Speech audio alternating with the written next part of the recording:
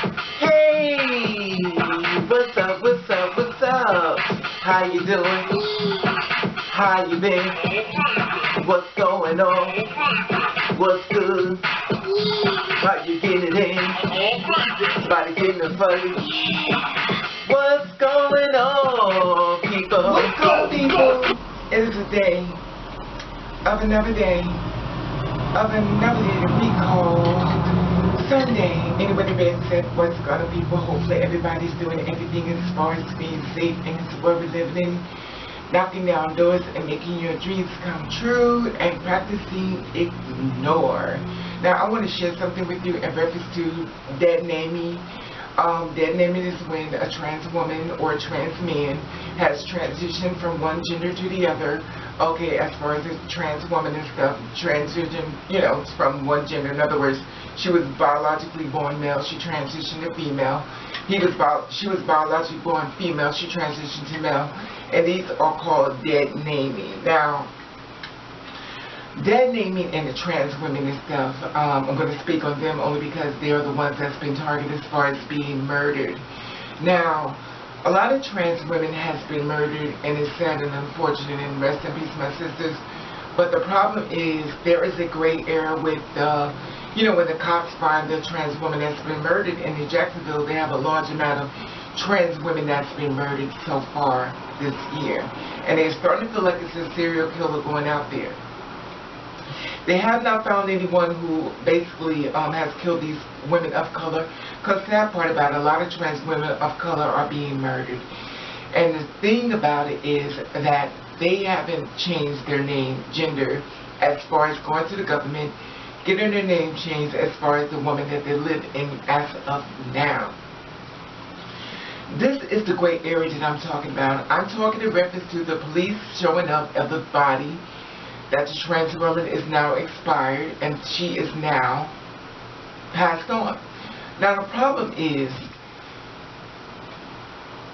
we live in a world 2018 where we got a lot of gender things going on, and this is why it's a great area. Here is a gram of the gray area of the transgender umbrella.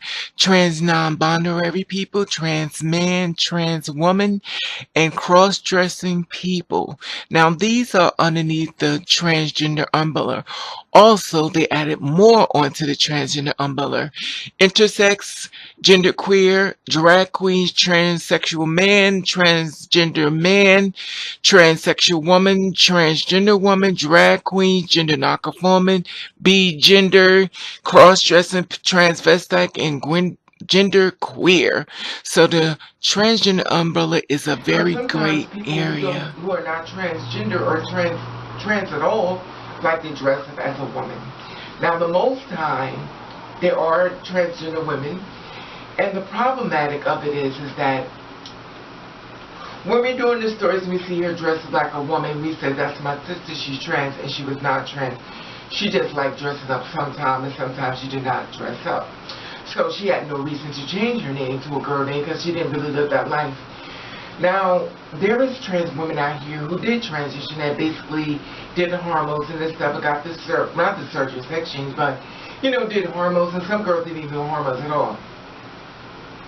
However, she did not change her name.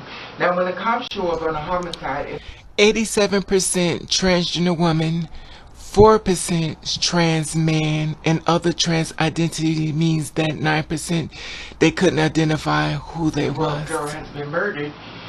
He's going to report it as far as being male. Now, due to the fact that they're reporting her as a male, everybody knows her name as a female. Okay, prime example. Okay, we'll just say, Michael.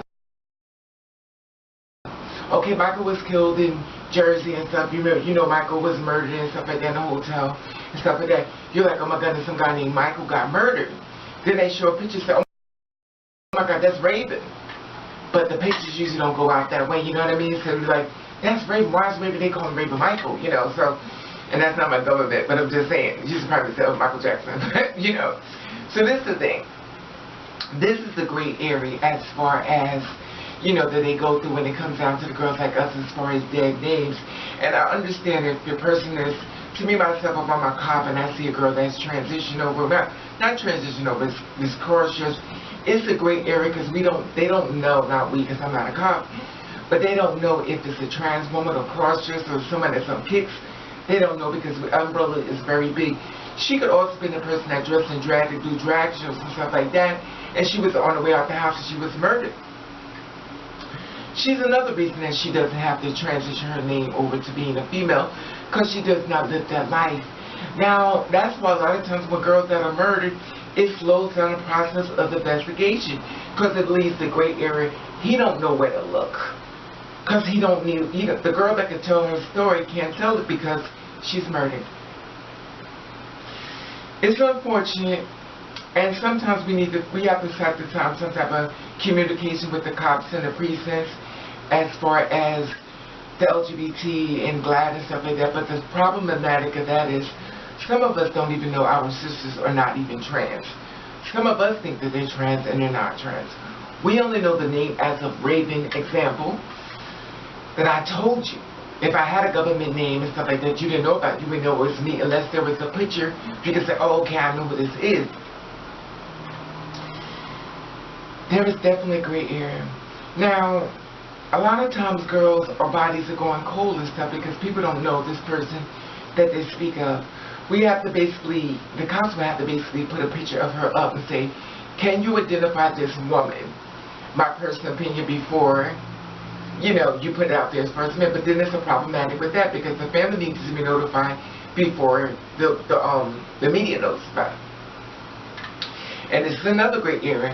Now, suppose your family didn't know that you was dresses up as a girl and stuff like that. So the family's not going to be able to recognize you because they don't know this person that's on the screen as far as the newspaper, as far as, you know, they've seen this woman, so that's not my daughter, that's not my son, you know, that's not my son. Then they say, that's my son. They look at the paper. So there is definitely a gray area as far as dead naming. And I understand how the cops is in a very bad part, but the thing about it is, it has to fall under some type of investigation. They have to do research and reference to try to find who this person was that was murdered. Just like I did this story reference to another girl that was not a girl. She was just a guy who dressed like a girl.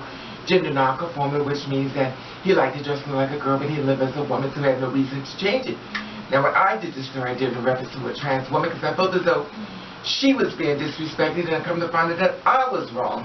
That actually was a gay man who dressed like a woman, that basically non-conforming, so he didn't conform as far as female, male. He just liked to dress up, you know, sometimes a woman. So it's definitely a great area. So I want you to give your comments and stuff. What do you think should be done in reference to this great area? You know, because I feel as though we have to try to find some type of medium middle where we can try to help each other when our sisters are falling to society as far as homicide, or even our brothers, who are trans brothers, has been killed, God forbid, and both, God forbid, and you know, as the great area, we need to try to find some type of middle ground. We can't always point fingers at people saying, well, you did the dead name and stuff like that. You did the dead name, you dead name. Because a lot of people don't even know that we even transition. A lot of us live in secrecy. A lot of us don't feel as though none of your business. And when it goes out on the paper and stuff, if you ever give people your name as far as being a woman, and that's all they know you as, they're going to be ones, the stranger who really don't know who you are, is going to be the ones who really identify you. Now, the cops have to do their investigation, so they do have to do their job, but we have to try to find some type of middle ground we can help to try to speed up the process and find the killer who killed our sisters and our brothers. But anyway, like I said before at the bottom, please leave your comments on what you think should be done. To me, myself, I feel as though I went to the court, got my name changed, stuff like that, is legally Raven. You know, and I got the app and stuff like that. I went through the documents, you know, I did the whole thing and stuff like that, which I share with you. But everybody hasn't done that. And I know a lot of girls who live in as females, trans women, and they have not changed their name, and they don't plan on it. And that's fine too. Whatever works for you, I'm not going against it, that's your thing. But I want to share this there with you, and I want you to put at the bottom how we could do some type of middle ground, which I could try to share with the, you know, police, and some type of other advocates that could try to help find a medium middle where we could try to help each other as far as society. You are your sisters and your brother's keeper. And like I said before, believe at the bottom what you think should be done. See, myself, I did the thing, but that does not mean that it could be a sin.